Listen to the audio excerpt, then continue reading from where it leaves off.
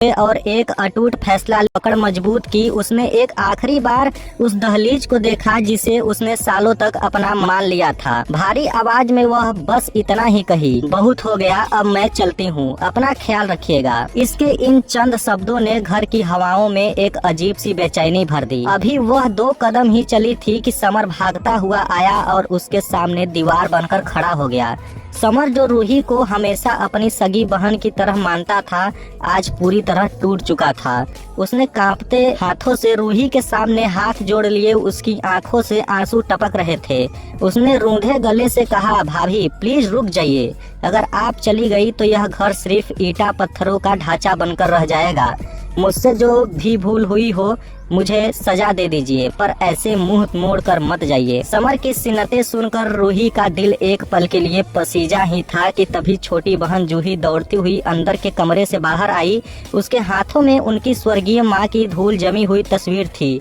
जूही ने बिना कुछ कहे रूही का हाथ पकड़ा और उसे जबरन उस तस्वीर पर रख दिया। जूही की सिसकियां अब चीखों में बदल रही थी।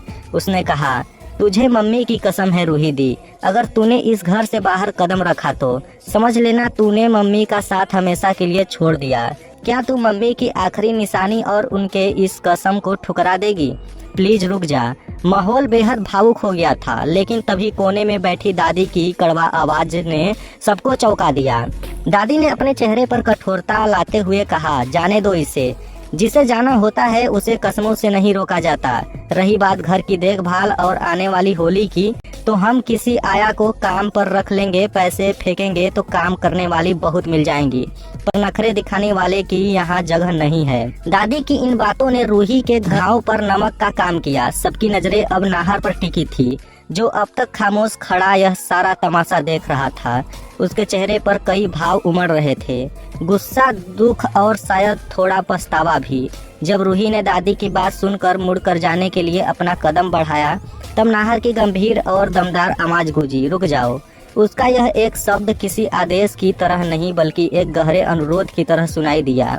नाहर की आवाज में वो अधिकार था जिसने रूही के बढ़ते कदमों को जड़ कर दिया था। उसने रूही की आंखों में सीधे देखते हुए दोहराया, बस बहुत हुआ, अब कहीं जाने की जरूरत नहीं है, तुम यहीं रुकोगी।